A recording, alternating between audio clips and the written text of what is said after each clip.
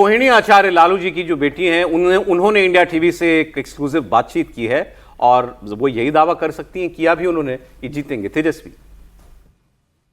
गठबंधन को बढ़त थी 1 सीट की, इस बार आपको क्या लग रहा है, क्या आकलन है? इस बार मुझे पूरा विश्वास है कि बिहार की जनता रोजगार देने वाली सरकार ला रही है, भाई तेजस्वी को मुख्यमंत्री बना रही है। प्रधानमंत्री जंगल राज का मुद्दा भी लगातार प्रधानमंत्री उठा रहे हैं और महागठबंधन में भी कह रहे हैं कि जंगल राज है। आपको उनका एक बयान आपने सुना होगा जिसमें उन्होंने कहा कि कांग्रेस पार्टी की कनपट्टी पे कट्टा रखकर जो है मुख्यमंत्री की दावेदारी ले ली आरजेडी ने।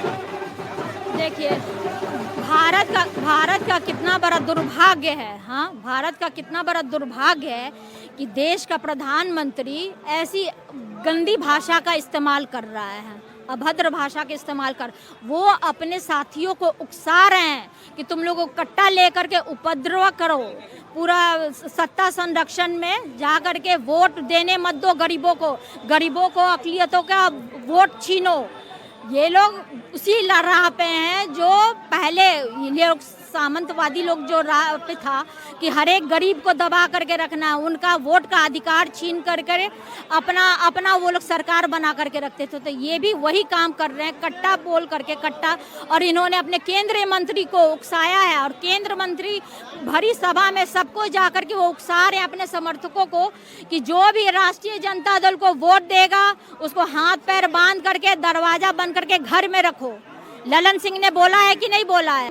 जो बीजेपी के दामाद बोले जाते हैं, तो इस बार वो चुनाव आयोग भी यही साबित कर दिया कि वो हाँ बीजेपी का दामाद है, तभी वो एक्शन नहीं ले रहा है।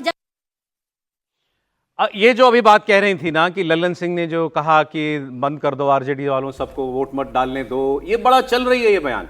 आपको दिखा देता हूं, मोकामा में अनंत सिंह के ऊपर हत्या का आरोप लगा, उनको जेल हुई। उसके बाद ललन सिंह ने कहा कि अब अनंत बाबू जेल चले गए हैं तो अब उनकी जगह हम सबको अनंत सिंह बन के प्रचार करना होगा और मैं मोर्चा संभालता हूं उनके प्रचार का। वो प्रचार कर रहे हैं मोकामा में उनके लिए।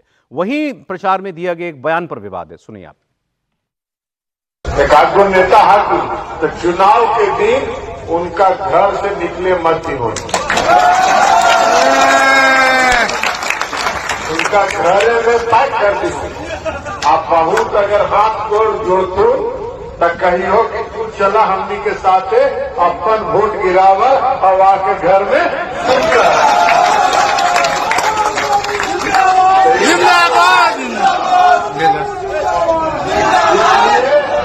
इसलिए आज से सब लोग कमान संभाल लें।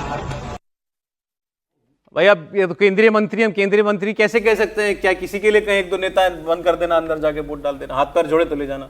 अब ललन सिंह के बारे में क्या कह सर, जो अनंत सिंह का खुल के प्रचार करे और जो कहे कि अनंत सिंह अब जेल में है तो मुझे जिम्मेदारी दी है, अनंत सिंह ने मुझे करना है, अनंत सिंह को जिताना है और अनंत सिंह जीत के आएंगे तो नीतीश कुमार के हाथ मजबूत होंगे।